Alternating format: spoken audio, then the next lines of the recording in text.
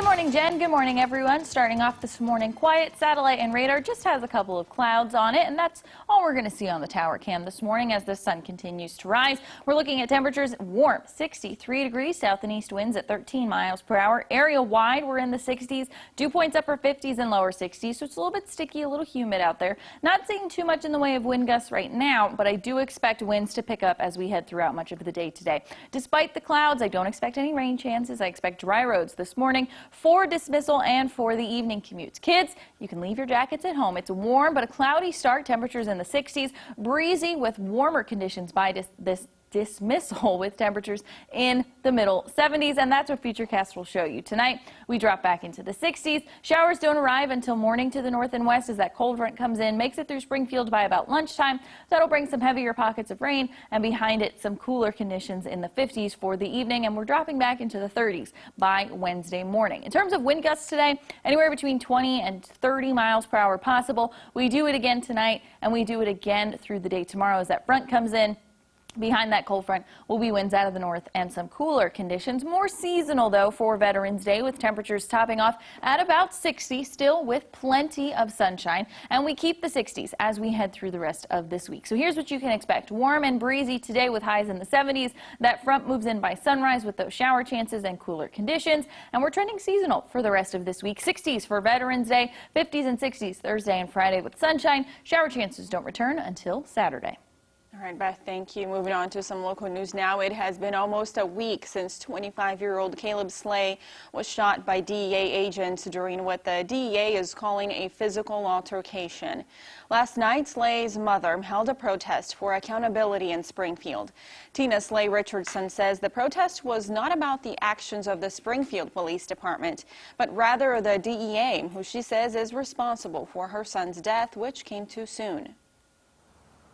My son was on his own property, and he did not have to lose his life. This could be your son, your daughter, your husband, your spouse, your wife, your loved one. I didn't think it was going to be mine, but it is. Richardson says she supports the Springfield Police Department as they continue to investigate. And while we don't know all of the details of this case right now, Richardson says she hopes to see the DEA held accountable. A woman from Willow Springs was killed in a car accident on Missouri 137 yesterday. 24-year-old Hannah Russell was driving northbound about 2 miles north of Willow Springs when the vehicle ran off the road, overturned, and hit a tree. Russell was pronounced dead at the scene. This is Troop G's 35th fatality this year. A man from Verona is scheduled to be arraigned on murder charges later today. Matthew Abney is facing 10 felony charges, including first-degree murder. He's accused of allegedly killing 52-year-old Coy Cole nearly a year ago. Cole's body was found in a burn pile after deputies searched through a property in Verona. Abney is currently serving a 3-year prison term for a separate crime. The Arkansas State Police are investigating a homicide in the Carroll County area. Authorities say they received a call from a woman reporting the threat of a disturbance that might happen at a home south of Berryville. When police arrived, they found 42-year-old Anthony Dealmedia shot. He was pronounced dead at the scene. The woman was taken into custody but later released as the investigation continued. In news from around the world, at least 4 people are dead and 40 others injured in an attack on a police base in Afghanistan. Authorities say a suicide car bomber detonated a bomb that leveled homes and other buildings. The wounded include both soldiers and civilians. Making news around America, Tropical Storm Ada arrives in Florida. Some Fort Lauderdale streets are completely underwater as Tropical Storm Ada brought heavy rain and strong winds. People were seen wading through waters and trying to get to higher ground. The storm, which has been tearing through South and Central America, finally made landfall in Florida on the Florida Keys on Sunday, with sustained winds around 65 miles an hour.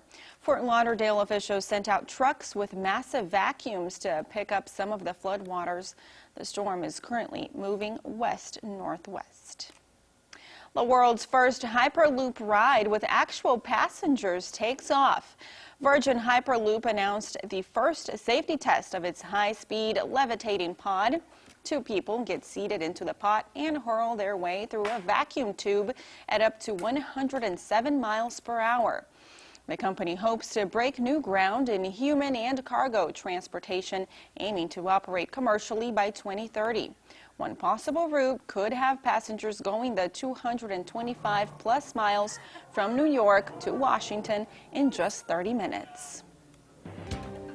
In more local news this morning, Thanksgiving is usually a time for families to gather and celebrate together.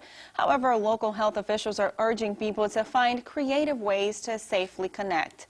Caller 10's Nija McDonald joins us now with more on their message. Nija, good morning. Yeah, Jen, well, good morning. The Springfield-Greene County Health Department has created a risk assessment quiz. Now, the quiz helps people determine the level of risk their holiday plans fall under. Catherine Wall with the Health Department says the scoring includes lower, moderate, and higher risk activities. Wall says a lower risk activity would be having a small dinner with people who live in your household and connecting with your extended family by phone or video. She says it's important to remember the coronavirus is still impacting communities. We're still in the midst of this COVID fight, and there's a lot at the end of the tunnel. There's been some really good news in recent weeks about vaccine, and that is coming, that is something on the way. But as we're waiting for that, as we continue to see our case numbers rise, we have to recognize that COVID is still looking for our vulnerabilities. It is still trying to find a way to spread through our community. And unfortunately, gathering together is one of our biggest vulnerabilities. Well, the health department understands this is a tough decision to make now, which is why it's also included a conversation starter to help people have these tough talks with family members. All right, Nija, thank you. The new Riverside Bridge officially opened to traffic this weekend, and to celebrate, a dedication ceremony is happening today.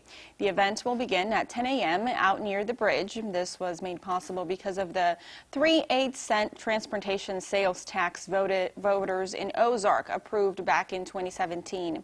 The historic Riverside Bridge was moved to the Ozark Mill due to numerous floods there. And a COVID-19 drive-through testing site is popping up in Webster County today. It's open to anyone, and you don't need to be showing any symptoms or have a doctor's order for this test. It is free. It will be happening at the Marshfield Fire Station from 9 until 11 this morning, and no appointment is needed. And now here's a quick traffic alert for you this morning. A portion of a heavily used road in Springfield will be shut down for the next week. The eastbound bridge lanes of US 160 over James River Freeway are scheduled to be closed beginning in just about an hour, so crews can repair components underneath that bridge. The road is expected to be back open no later than 6 a.m. Monday the 16th. No signed detours are planned, but drivers will want to find alternative routes if possible to avoid delays. And now here's a look at what's coming up after Daybreak. Coming up, it's week 1 for America's President-elect Joe Biden. We'll give you a preview of what he's expected to announce later today. Plus, remembering Alex Trebek, a game show legend and cultural icon. Coming up on CBS This Morning.